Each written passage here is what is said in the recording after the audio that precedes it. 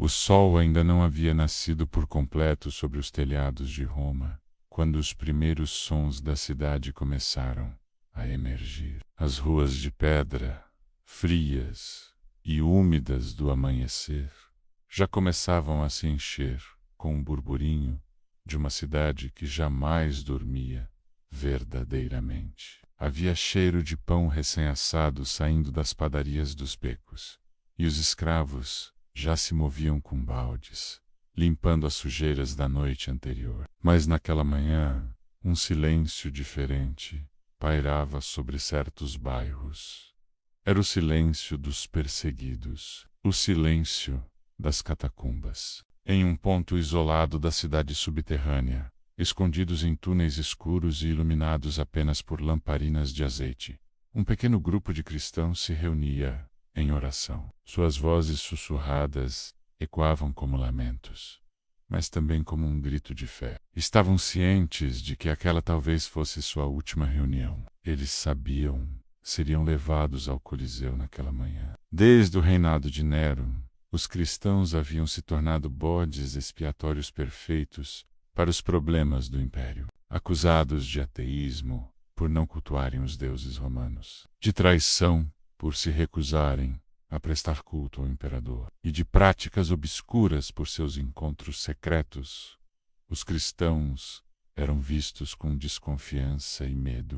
Pior ainda, sua recusa em adorar ídolos era interpretada como ameaça à Pax Deorum, a paz com os deuses, fundamental para o equilíbrio da cidade. Durante décadas, as perseguições vinham em ondas, menos algumas esporádicas, outras sistemáticas. Sob imperadores como Domiciano, Trajano, Décio e Diocleciano, milhares de cristãos foram presos, julgados sumariamente e condenados à morte. Uma das sentenças mais comuns era a damnatio ad bestias, condenação a morrer pelas feras. Nos espetáculos públicos do Coliseu, quando os soldados da guarda pretoriana invadiam os esconderijos, não havia piedade. Muitos cristãos eram presos com violência, inclusive mulheres, idosos e crianças. As celas subterrâneas, chamadas de cárcer, fétidas e escuras, tornavam-se a última morada antes da arena. Nelas, os condenados passavam a noite anterior ao espetáculo em jejum e oração. Alguns tremiam de medo. Outros, com estranha paz, consolavam os mais jovens, cantavam hinos, relembravam as palavras do Evangelho. Bem-aventurados os perseguidos por causa da justiça. Durante a madrugada, eram acorrentados pelos pulsos e tornozelos. Alguns tinham os olhos vendados para não enxergarem o trajeto até o Coliseu. Era uma forma de tortura psicológica. Os que resistiam à caminhada eram arrastados, mas a maioria andava com firmeza, entoando cânticos, como mártires que seguiam para o sacrifício. O trajeto até o Coliseu era calculadamente cruel. Passava por ruas movimentadas, onde o povo romano, já informado dos espetáculos do dia, menos se aglomerava para ver os inimigos do império. As vaias, cusparadas e insultos vinham de todos os lados. Crianças jogavam frutas podres e pedras. Alguns homens os empurravam com varas. Mas os cristãos caminhavam em silêncio, firmes, como cordeiros indo ao matadouro. Soldados batiam com lanças nas grades das carroças, enquanto os tambores anunciavam o espetáculo. Um arauto do imperador andava à frente, proclamando: hoje, no grande Coliseu, os fiéis do Cristo rebelde enfrentarão as feras. Venham todos, o espetáculo será sangrento. As pessoas vibravam. Para o cidadão romano comum, aquilo não era crueldade, era justiça. O Coliseu não era apenas um espaço de entretenimento, mas também um instrumento de controle político e ideológico. Ali, o poder de Roma era exibido em sua forma mais brutal. O anfiteatro Flaviano, conhecido como Coliseu, era a maior arena de seu tempo, com capacidade para mais de 50.000 pessoas. Suas arquibancadas de mármore eram organizadas por classes sociais. O imperador e os senadores sentavam-se nos níveis mais baixos, perto da arena. As classes médias ocupavam os andares superiores, e as mulheres ficavam nas fileiras mais distantes. O povo chegava cedo, ansioso pelos jogos. Naquela manhã, os portões se abriram ao toque das trombetas. O cheiro de sangue, suor e areia já impregnava o ar. A arena central, cercada por portões de ferro e jaulas subterrâneas, era o palco da morte. As feras leões, tigres, panteras estavam famintas, mantidas em jejum para garantir a brutalidade do espetáculo. Os cristãos eram mantidos nos bastidores até o momento da execução. Antes deles, combates de gladiadores, encenações de batalhas e execuções de criminosos comuns entretinham a multidão. Quando o arauto anunciava a entrada dos ateus seguidores do Galileu, um frisson tomava conta do público. Eles entravam em fila, muitas vezes vestidos com túnicas brancas, símbolo da pureza. Alguns se abraçavam, outros olhavam para o céu. Um silêncio respeitoso às vezes se fazia na plateia.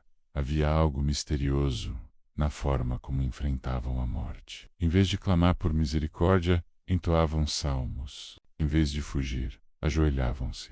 As feras eram então soltas. O portão se abria com estrondo. Leões corriam em direção ao grupo. Mulheres eram atacadas, crianças pisoteadas, homens dilacerados. A multidão aplaudia, ovacionava. Mas o que marcava os presentes era a serenidade dos rostos que morriam. Muitos testemunhos registram que os cristãos morriam orando, alguns com sorrisos nos lábios. O impacto daquela fé inabalável foi profundo. Muitos romanos começaram a questionar a legitimidade dos espetáculos. Algumas pessoas se converteram ao cristianismo ao testemunharem o martírio. Um famoso relato é o de uma jovem chamada Procula, esposa de um magistrado, que, ao assistir à morte de uma menina cristã de apenas 12 anos, abandonou a fé pagã e passou a abrigar cristãos em sua casa. O Coliseu,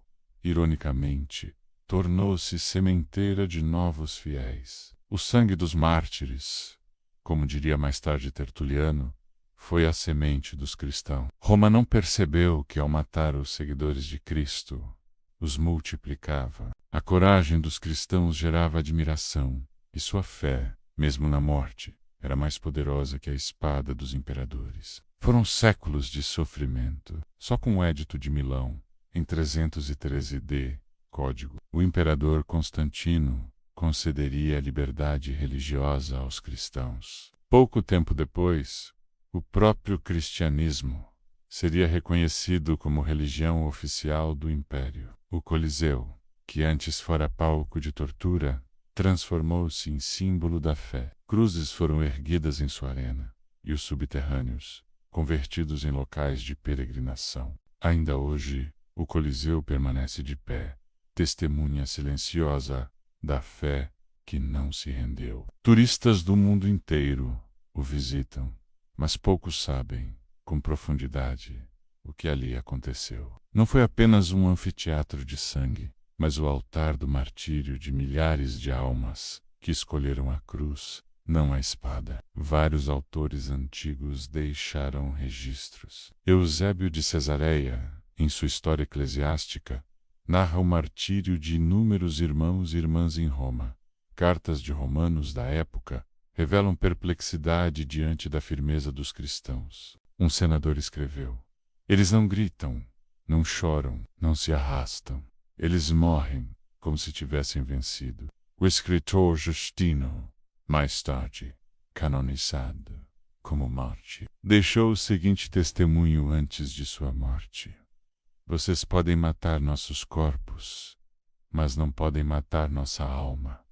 A morte não é o fim para nós, é apenas a porta para a vida verdadeira. A forma como os cristãos eram levados ao Coliseu permanece como um dos capítulos mais intensos da história do cristianismo. Seus passos, suas orações, seus cantos, Tudo isso ecoa até hoje nos corações dos fiéis. O Coliseu, mesmo em ruínas, guarda em suas pedras o sangue daqueles que preferiram morrer a renunciar à sua fé. Seus nomes, em sua maioria, se perderam, mas sua memória permanece viva em cada celebração, em cada cruz erguida, em cada ato de fé diante da adversidade. Foram homens, mulheres, jovens e crianças que disseram sim ao chamado de Cristo, menos mesmo quando esse chamado os levava ao centro da arena. E ao final de tudo, não foram os imperadores que triunfaram. O Império Romano